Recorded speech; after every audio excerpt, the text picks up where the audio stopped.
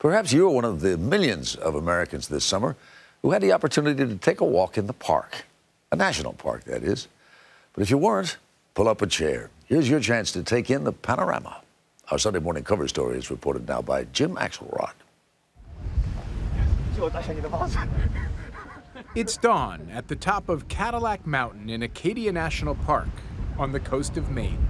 A couple of hundred early risers have gathered to watch the first rays of sunlight that hit the United States each day turn Frenchman Bay to gold.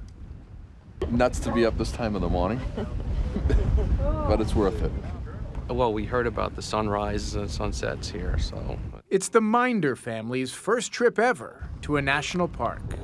How does it actually compare to what you thought it was going to be? Incredible. It's amazing. It's so many adjectives you can use to describe it. Breathtaking, stunning, beautiful. Michael and Debbie Minder woke their kids at 4 a.m. just to get here on time. Now, kids, were you complaining in the backseat a little bit about having to get up so early? I didn't want to get up. This is our tribe. This is our people. This is our people. Documentary filmmaker Ken Burns is here as well, in Maine to promote his latest project, a history of the national parks, but taking a moment to savor the extraordinary beauty with his tribe. For millennia, the worship of God took place in temples built by man. But all of a sudden, in this Garden of Eden that we had inherited, it was possible to find God in nature. Telling the story of our national parks is the latest undertaking for Burns, a man who's been asking, who are we, for the last 25 years? An idea, born in the United States nearly a century after its creation, as uniquely American as the Declaration of Independence and just as radical. The first of 6 episodes premieres next Sunday on PBS. For the first time in human history, land was set aside not for kings or noblemen, not for the rich, but for everybody in all time. It's an utterly democratic thing. It could only have come from us.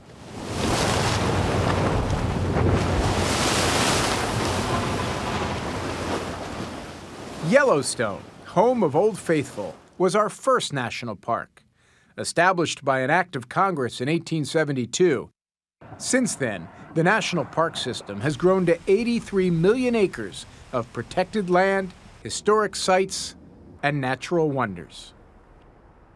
Acadia is the easternmost link in a chain of 58 national parks that stretch from here to American Samoa. Among the tens of millions of acres, you'll find the highest mountain on the continent, the lowest point in the United States, glaciers, grizzlies, geysers, all of which belong to all of us. Acadia became a national park in 1919. Much of the land, a gift from John D. Rockefeller, Jr., the only son of Standard Oil billionaire John D. Rockefeller.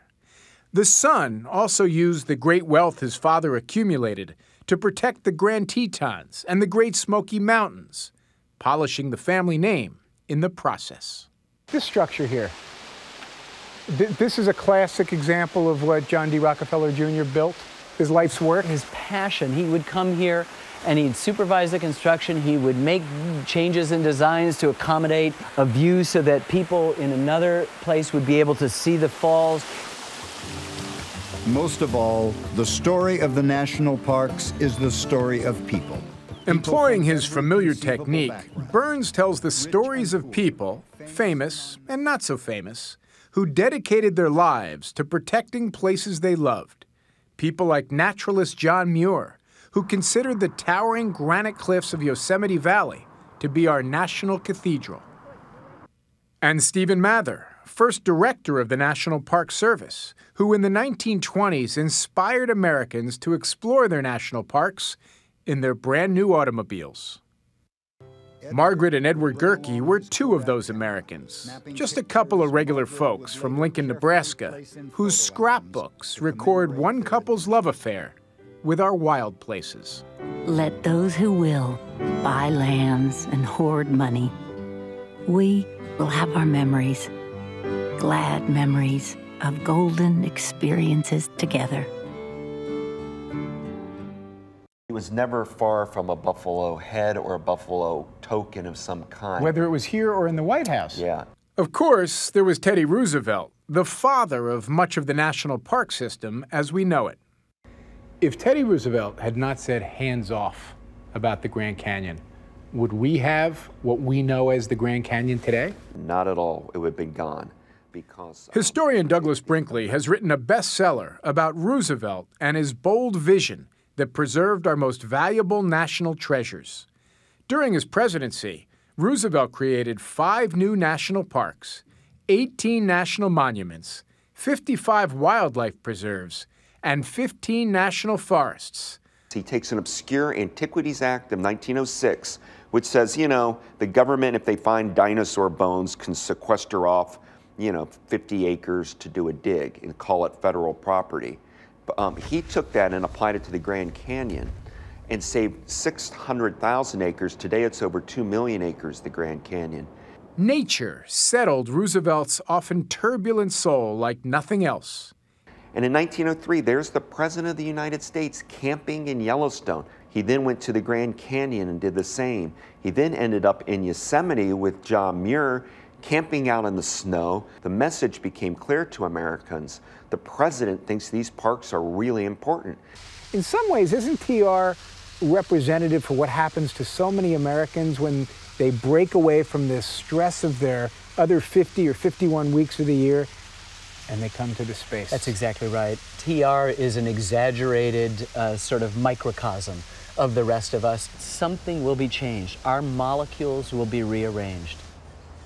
Okay, Sentinel Rock, Half Dome, North Dome, and then Yosemite Fall, which is dry. Park Ranger Shelton Johnson has been getting his molecules rearranged in Yosemite National Park for 15 years. National parks are those places where being awestruck is just the way it is. It's just it's a state of being. And when we become adults, we become jaded. We become so anesthetized to the beauty of the earth that we stop seeing it and we stop hearing it. But when you're in a national park, it reawakens that sense of wonder that we all had when we were kids. Everything is new, everything is fresh. This is the first day that ever has been. I came here when I was a child, and I remember the tunnel tree. The Heron family has come all the way from Minnesota to marvel at the giant sequoias, the largest living things on the planet. The trees are so big. To think that some of them are 1,000, that's really amazing too. It made me feel like I was the teeniest thing in the world. And it just pulls you out of whoever it is that you are into something that's much greater than you are. I've never been in any other type of environment that had that capacity to evoke so much wonder. From one coast to the other, the national parks are places of wonder, liberating our better angels, too often encased by the stresses of the everyday grind. There'll be very little anger on this ridge this morning. Very little greed, very little sadness. And that begins to remind you of the deep and abiding possibilities that the parks offer. And on this summer morning in Maine, for the Minder family, those possibilities are taking flight. You want to hit a few more of these things? I would love to. Grand Canyon. Yeah, awful.